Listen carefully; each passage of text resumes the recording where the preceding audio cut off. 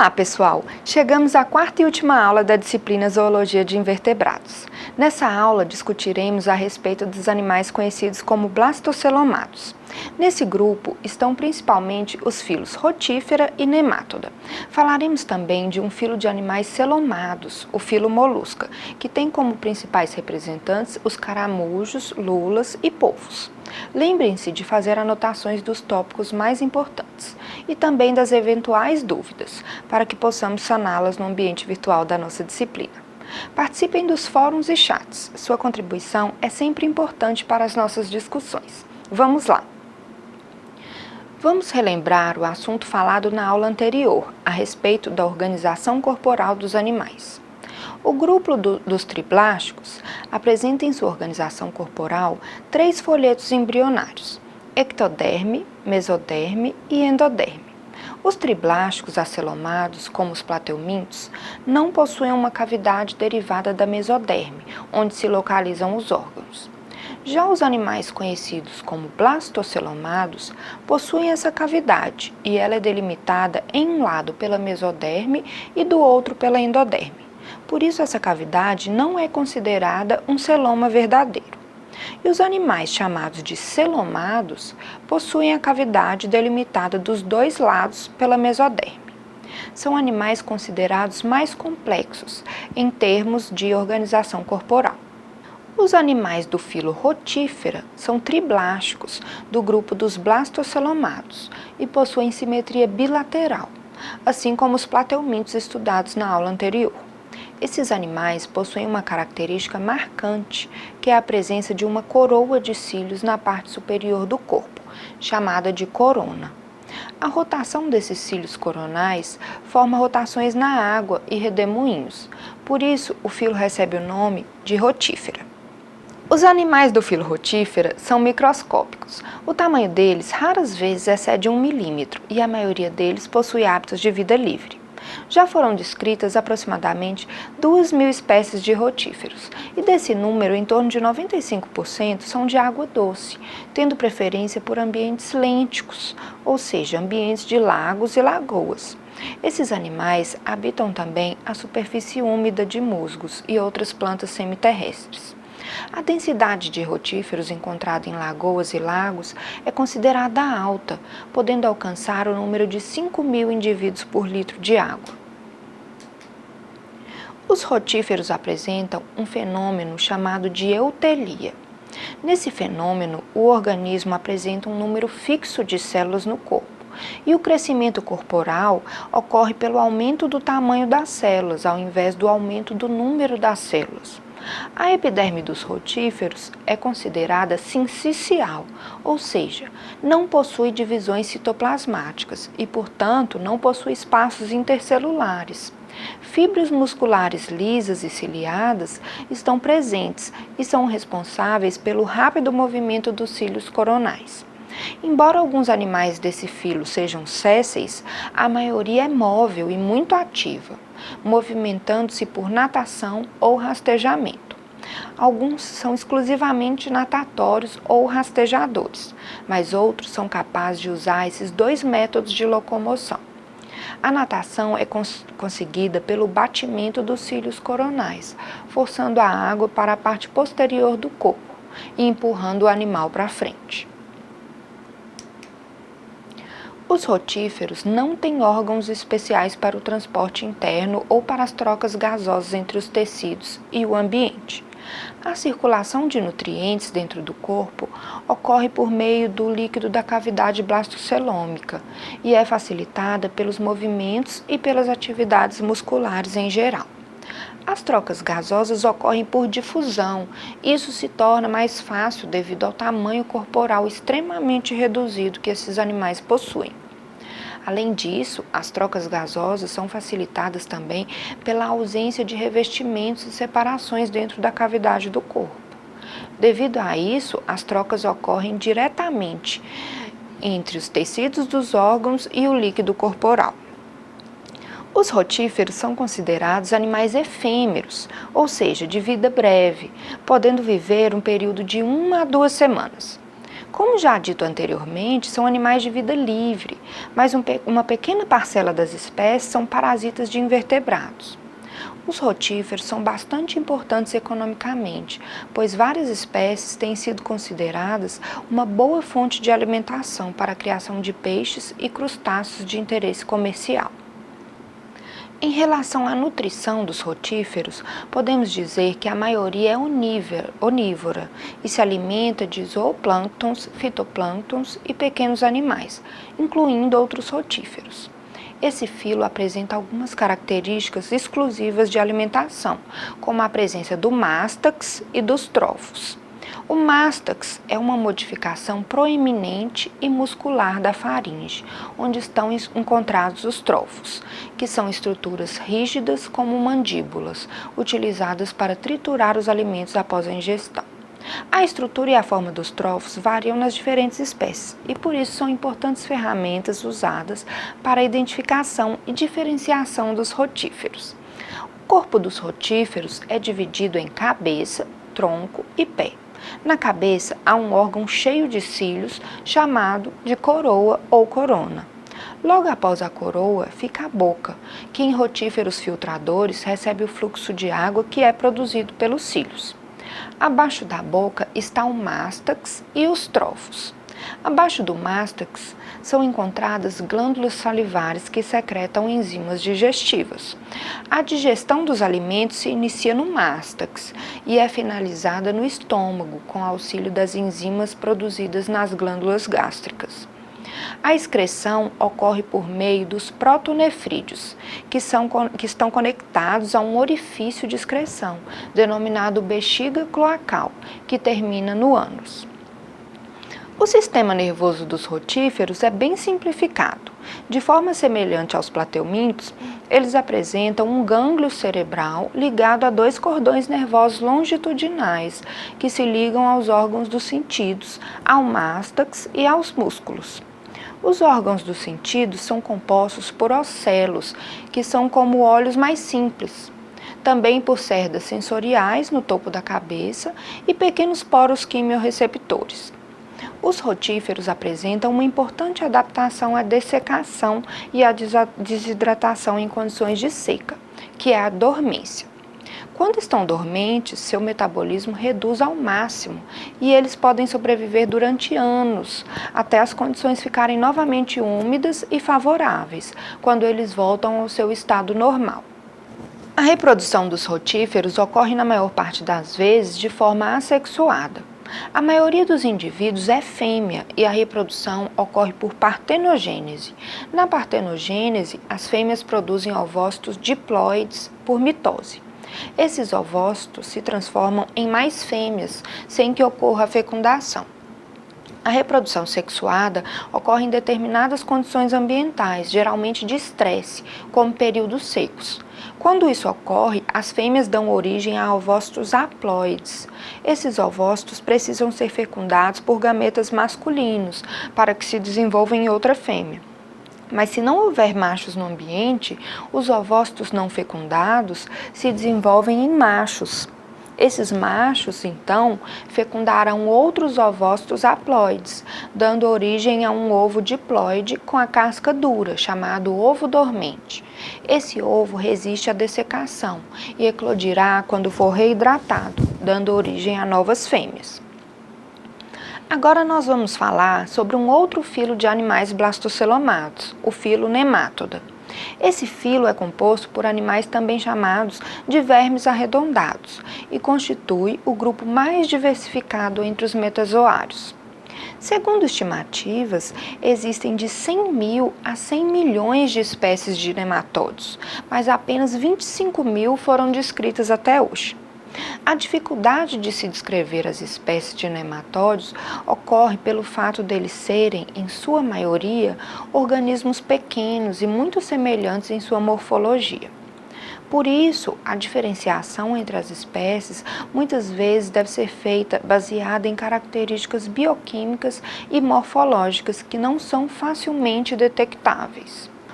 O filonemátoda abrange animais de hábitos de vida diversificados, podendo ser de vida livre, habitando ambientes aquáticos ou terrestres em todos os trópicos e altitudes, ou podendo ser também parasitas de vertebrados, invertebrados e plantas.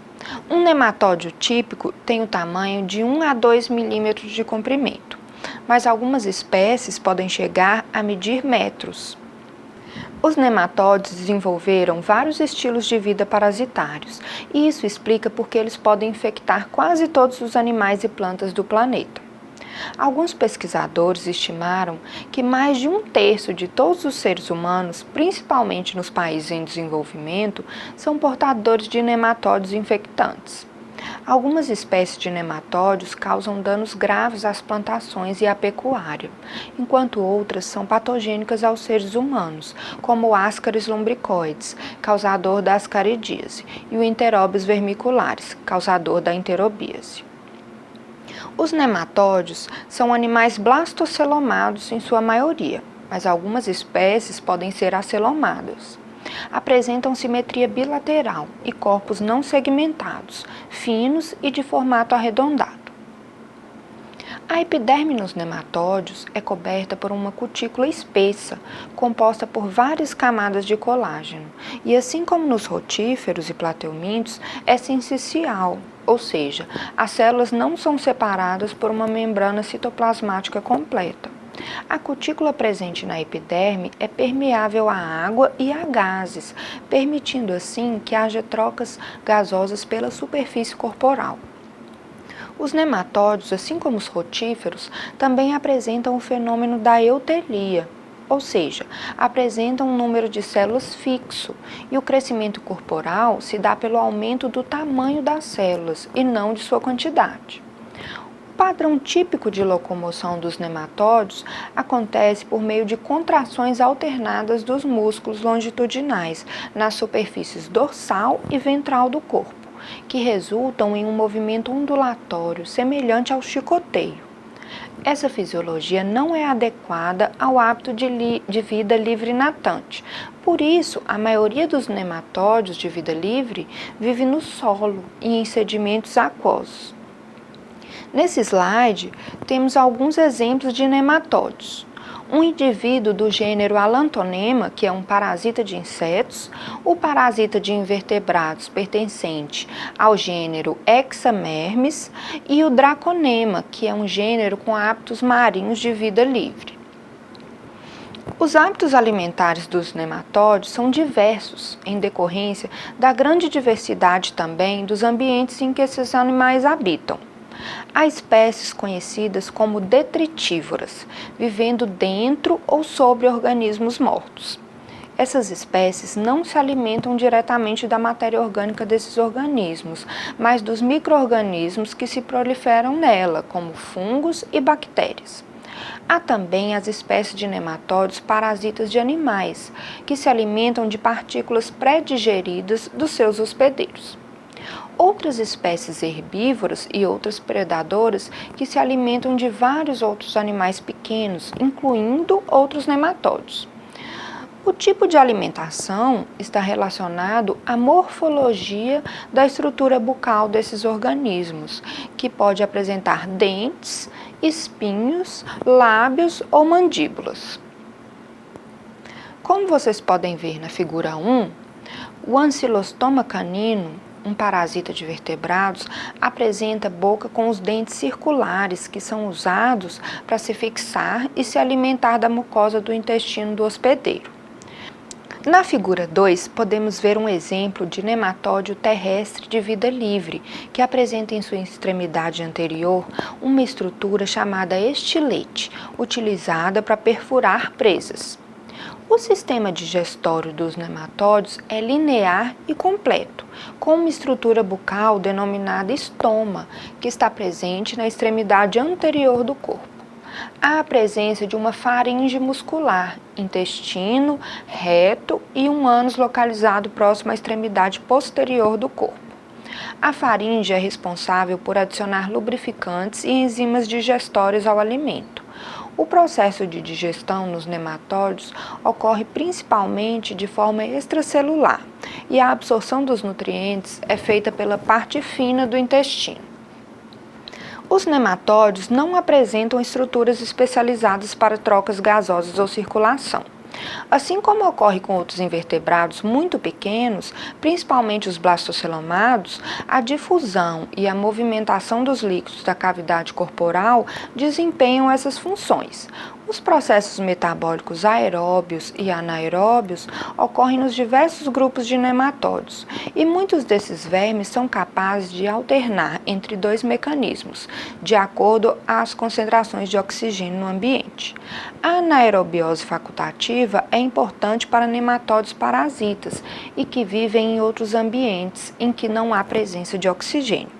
A cavidade do blastoceloma funciona como sistema circulatório, transportando moléculas como gás carbônico dos tecidos de origem para os canais excretores.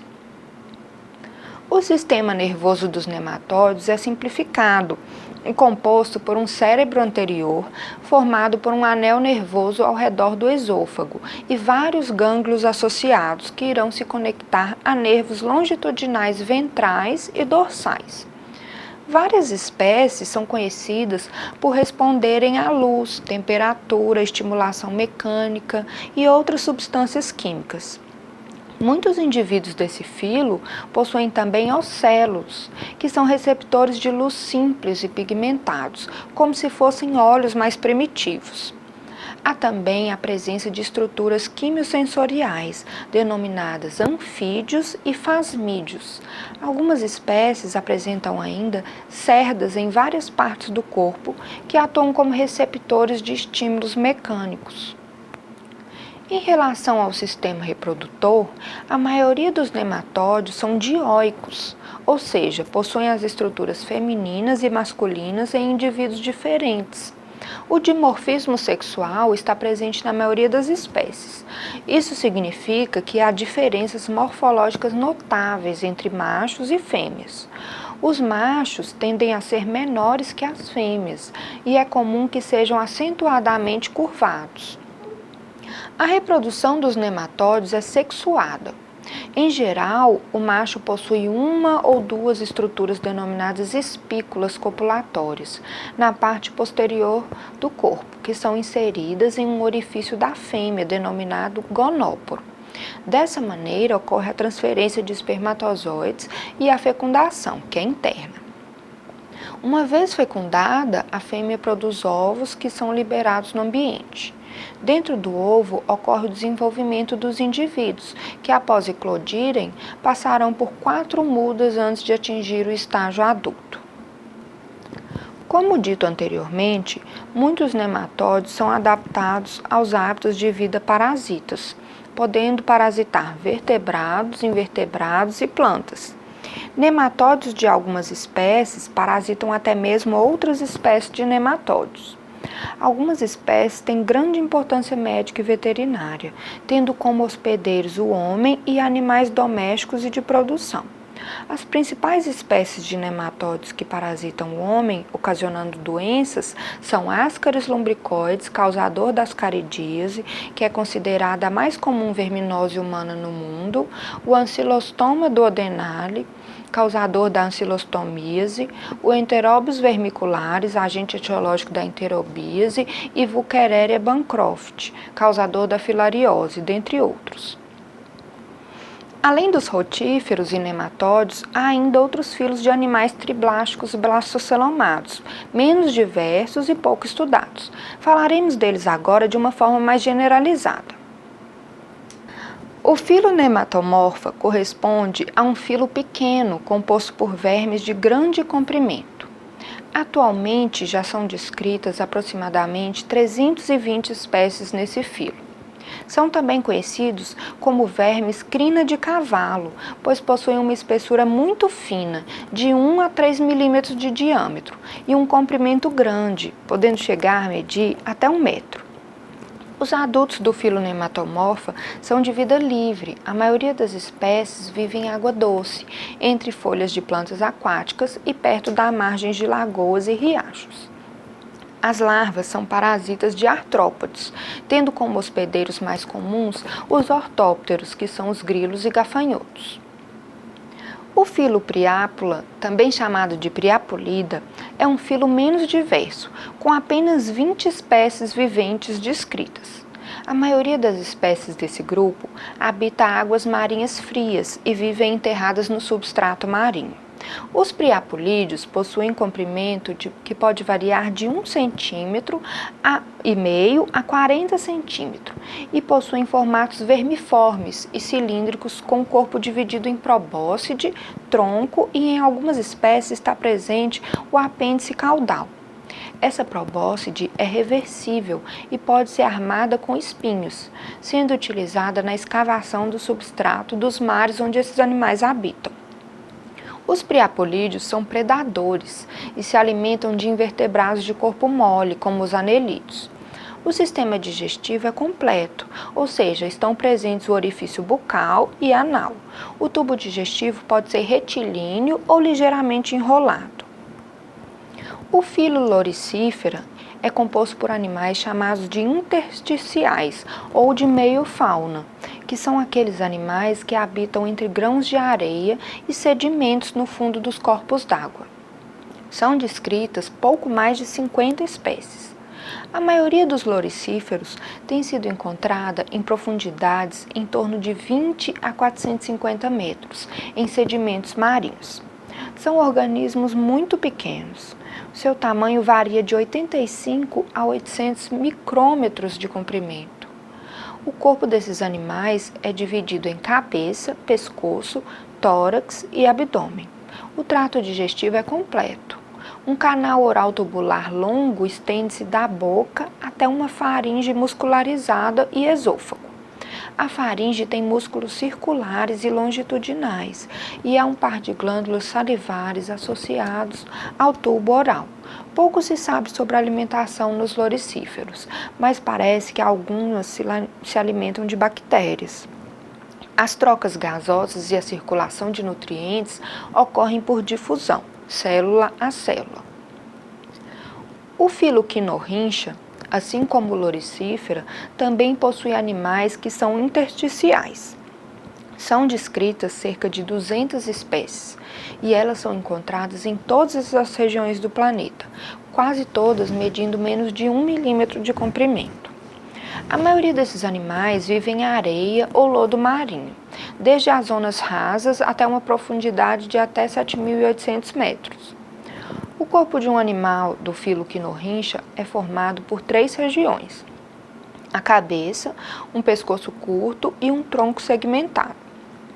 Esses animais são depositívoros diretos, ou seja, ingerem o substrato e digerem a matéria orgânica ou se alimentam de algas unicelulares contidas nele.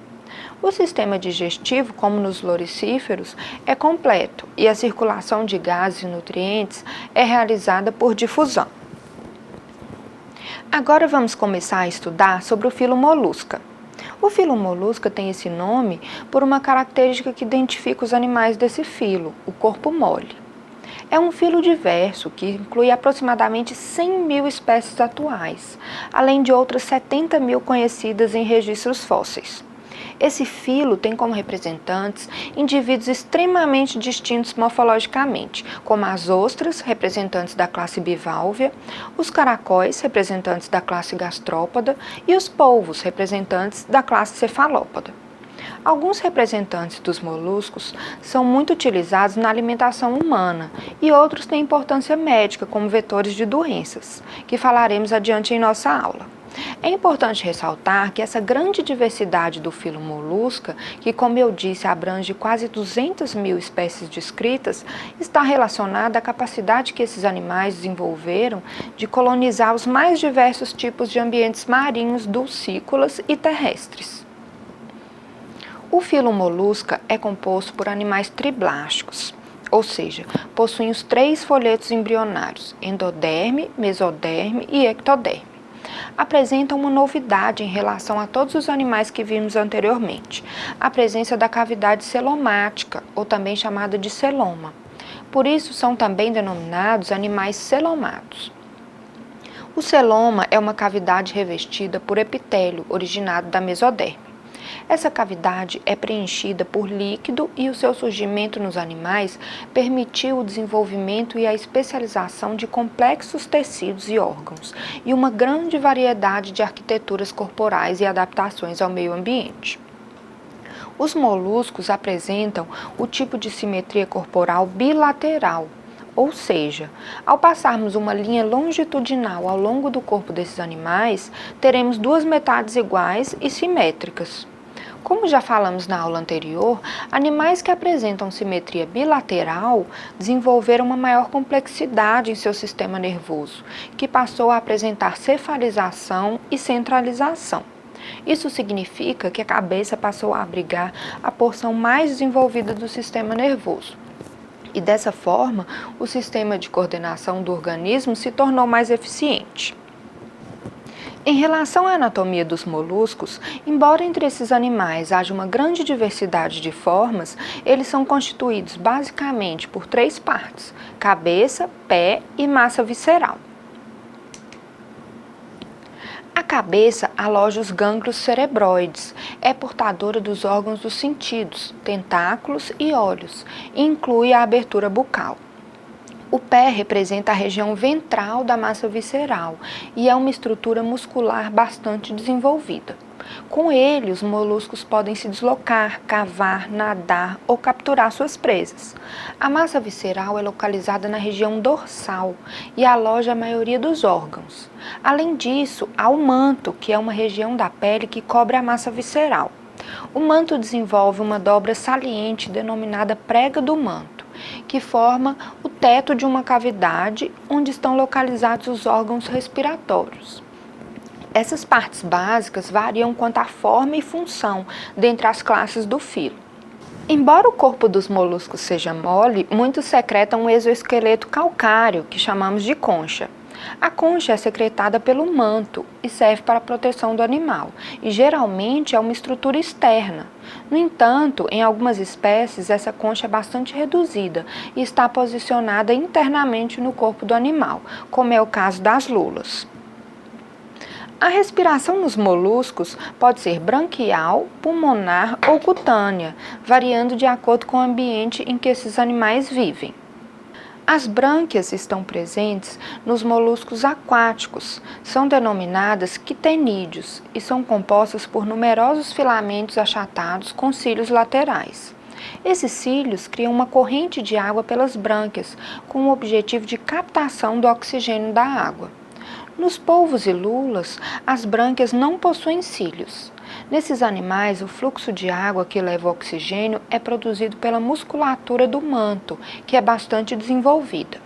Já nos moluscos que se adaptaram ao ambiente terrestre, os quitenídeos são substituídos pelo pulmão.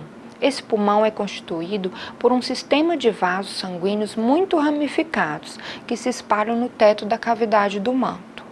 A cavidade do manto nesses animais se encontra cheia de ar e as trocas gasosas são realizadas então nesses vasinhos de calibre bem fino. Algumas espécies de moluscos, como as lesmas, podem não ter estruturas especializadas na respiração e trocam gases com o meio ambiente pela epiderme, por difusão, fazendo a também chamada respiração cutânea. O sistema digestivo no filo molusca é completo. A boca é localizada na porção anterior do corpo, seguida pela faringe. No interior da faringe é encontrada, na maioria dos grupos de moluscos, uma estrutura denominada rádula. Essa estrutura é composta por dezenas de milhares de dentículos quitinosos, arranjados em fileiras que ficam sobre uma estrutura chamada odontóforo, que é como se fosse o piso da cavidade da faringe. Músculos complexos movem a rádula e o odontóforo em um movimento para dentro e para fora da boca. Esse movimento é responsável por raspar, perfurar e cortar os alimentos. À medida que esses dentículos da rádula se desgastam, novos dentículos vão sendo formados e ela sempre se renova. Também estão presentes no sistema digestivo dos moluscos um esôfago e um estômago. O intestino médio é dotado de uma glândula digestiva composta de numerosos tubos glandulares, como um fígado que libera enzimas digestivas. O ânus se abre na margem posterior da cavidade do manto, por onde os dejetos são transportados para fora do organismo. O sistema circulatório dos moluscos é aberto, com exceção dos cefalópodes, que são as lulas e polvos, que apresentam um sistema circulatório fechado. Esse sistema apresenta um coração que consiste de um par de cavidades chamadas aurículas e de um ou mais ventrículos. Essas aurículas são responsáveis por drenar o sangue a partir das brânquias.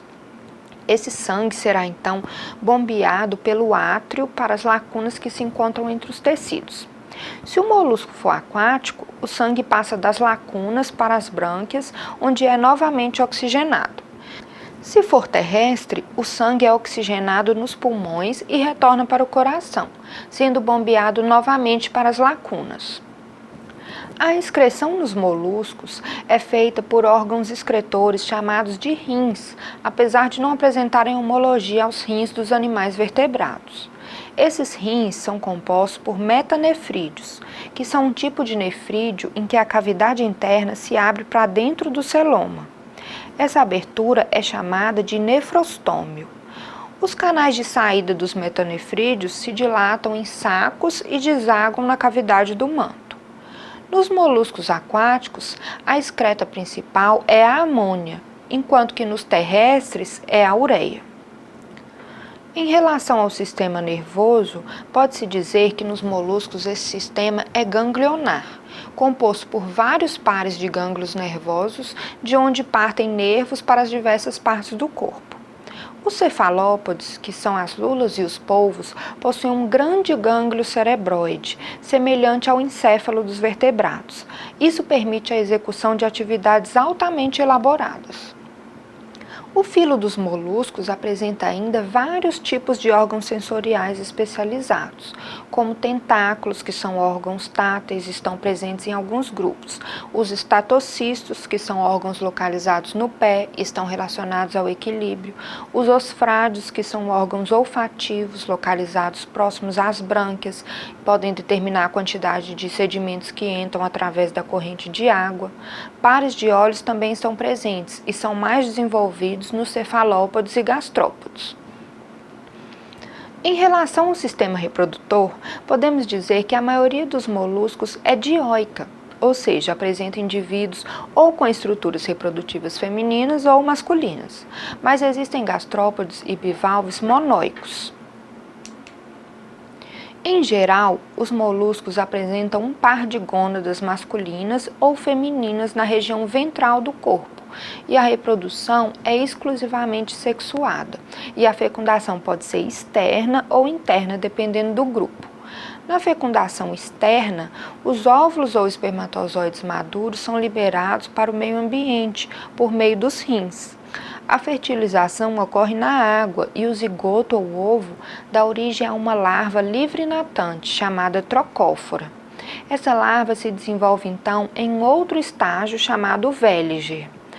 Nesse estágio já é possível observar o pé, a concha e a cavidade do manto.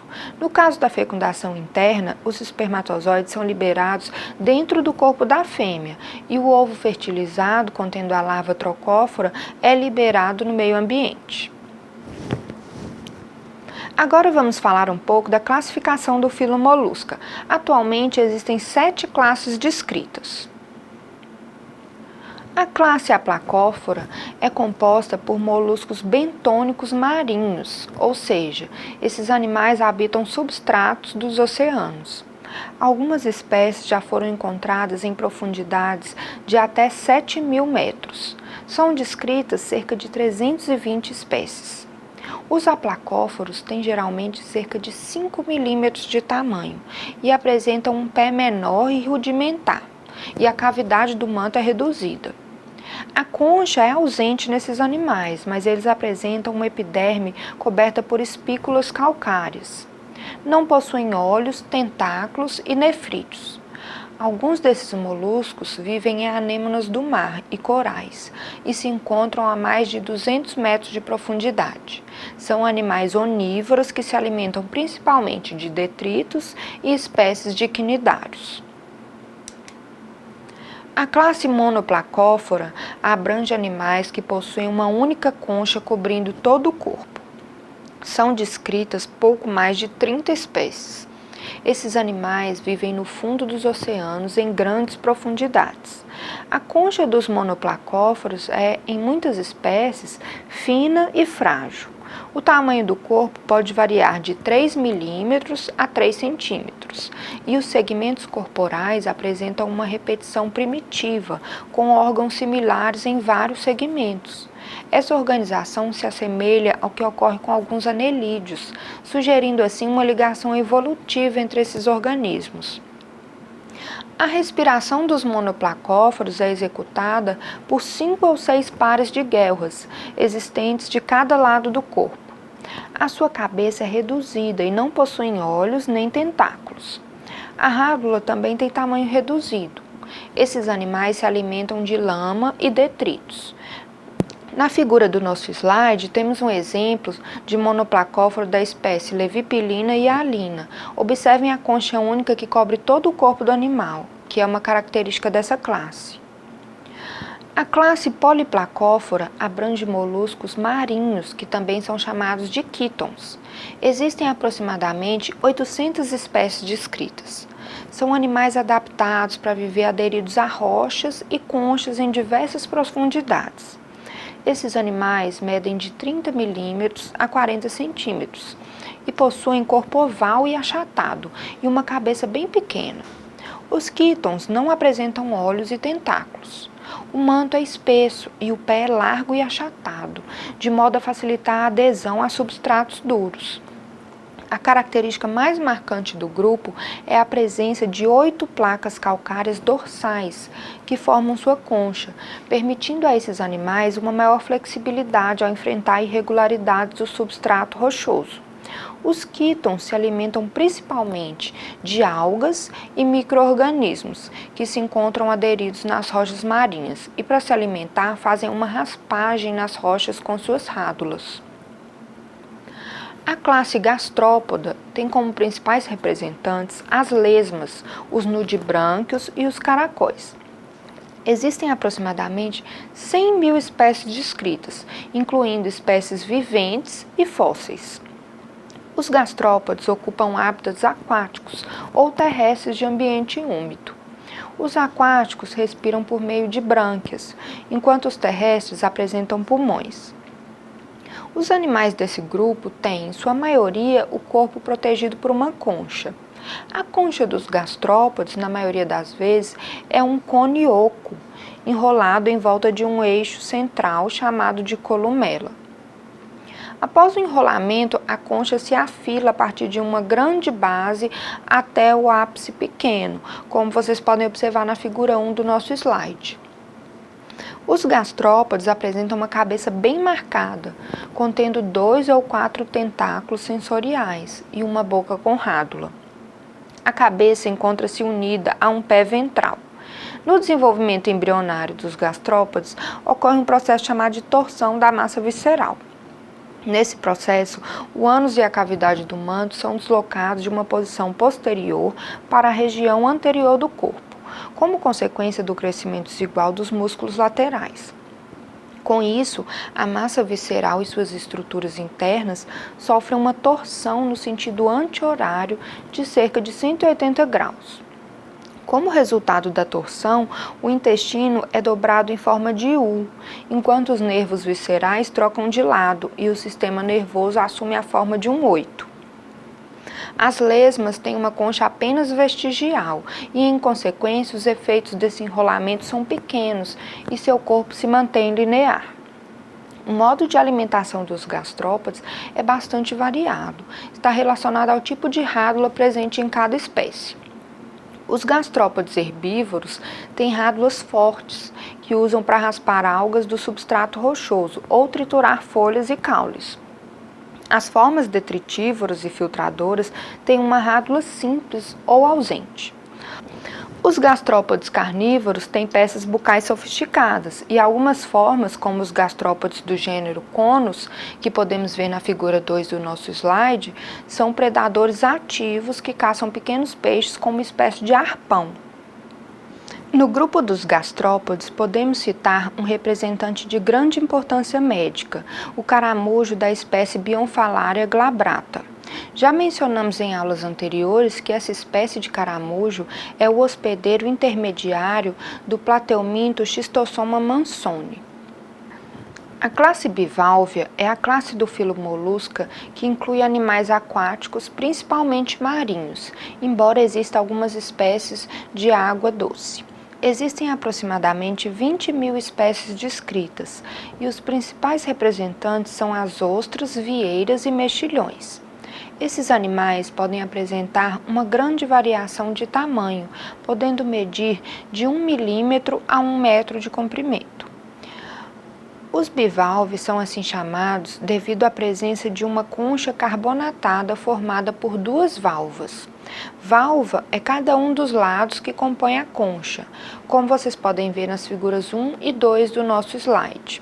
As valvas estão unidas por ligamentos elásticos e por 1 a 2 músculos responsáveis por fechar a concha. O umbo é uma região mais espessa localizada na parte anterior da concha. Tanto a concha quanto o ligamento são secretados pelo manto. Os bivalves, na maioria das vezes, não apresentam olhos. A cefalização é reduzida e a rádula está sempre ausente. Uma das características marcantes da classe Bivalvia é a presença de um manto bem desenvolvido com uma extensa cavidade, onde estão localizadas grandes brânquias em cada lado da massa visceral. Essas brânquias possuem função respiratória e de captura de alimento. Os bivalves são animais filtradores, se alimentando de partículas trazidas pelas correntes ciliares produzidas pelas brânquias. Os bivalves têm grande importância econômica. Muitos deles servem de alimento para os humanos, como os mexilhões e ostras. Além disso, as ostras produzem pérolas que atingem alto valor comercial. Algumas espécies de mexilhões são pragas para a indústria naval e do entretenimento, como é o caso do mexilhão dourado. Essa espécie de mexilhão veio da Ásia e aumentou sua população de forma exacerbada, causa prejuízos fixando-se firmemente ao casco de navios e reduzindo a sua vida útil, e aumentando os gastos com manutenção. A classe Cefalópoda possui cerca de 900 espécies descritas e tem como principais representantes os polvos e as lulas. São animais aquáticos exclusivamente marinhos e habitam ambientes pelágicos, ou seja, na coluna d'água, sem depender dos ambientes bentônicos que abrangem o fundo dos oceanos. Os animais desse grupo são considerados os mais ativos dentro do filo Molusca, e seu tamanho é bastante variável, podendo medir de 2 centímetros de comprimento a 16 metros, incluindo os tentáculos. Apresentam uma cabeça grande e bem definida, o que dá o nome ao grupo. Possuem olhos muito eficientes, semelhantes aos dos vertebrados. Todos são predadores eficientes, possuindo fortes mandíbulas em forma de bico de papagaio e rádula. Apresentam um número variável de tentáculos, localizados ao redor da cavidade bucal, providos ou não de ventosas adesivas. A concha está ausente ou é interna na maioria das espécies. Esse fato favorece os hábitos de vida ativos que esses animais possuem. O mecanismo de locomoção dos cefalópodes ocorre por uma espécie de propulsão a jato, que ocorre quando a água é expelida da cavidade do manto através de uma abertura chamada funil ou sifão. Os cefalópodes apresentam alguns mecanismos de defesa contra predadores, como a presença de uma glândula encontrada no intestino que produz um líquido escuro denominado sépia. Quando os cefalópodes se sentem ameaçados, liberam essa substância, formando uma mancha escura na água, dificultando sua captura pelos predadores. Além disso, esses animais apresentam um grande número de cromatóforos na epiderme. Esses cromatóforos são células pigmentadas que permitem que o animal mude de tonalidade, podendo se assemelhar ao meio em que se encontra e assim passar despercebido por seus predadores. Os moluscos da classe Scaphopoda se caracterizam pela presença de uma concha carbonatada em forma de cone e aberta dos dois lados, como vocês podem observar na figura 1 do nosso slide. Essa concha lembra as presas de um elefante. Apresenta duas aberturas, uma basal mais larga e uma terminal bem mais estreita. Existem cerca de 350 espécies descritas. Esses moluscos têm modo de vida bentônico, vivendo na maior parte das vezes enterrados na areia. As partes moles do animal estão totalmente cobertas pela concha. O pé é alongado, cilíndrico e pontiagudo e usado para cavar, fixando o molusco na areia. Da abertura basal da concha, junto ao pé, saem vários pequenos tentáculos, denominados captáculos, que funcionam como órgãos táteis e adesivos, utilizados na captura de alimentos. Esses animais não possuem olhos ou osfrádeos. Os escafópodes se alimentam de detritos microscópicos existentes no fundo do oceano e de pequenos organismos como foraminíferos. Bom, pessoal, chegamos ao fim da nossa última aula. Espero que nossas discussões tenham despertado a curiosidade e o interesse de vocês por essa disciplina tão interessante e tão cheia de detalhes que é a zoologia. Lembro a vocês que o estudo e a leitura dos temas abordados aqui devem ser feitos constantemente, pois, como vocês devem ter percebido, novos conhecimentos estão sempre surgindo, novas espécies são descritas, a classificação dos seres vivos pode apresentar modificações, e é assim que acontece em todas as ciências biológicas. Então, deixo aqui o meu agradecimento a vocês por todo o aprendizado, que é sempre recíproco. Bons estudos e um grande abraço!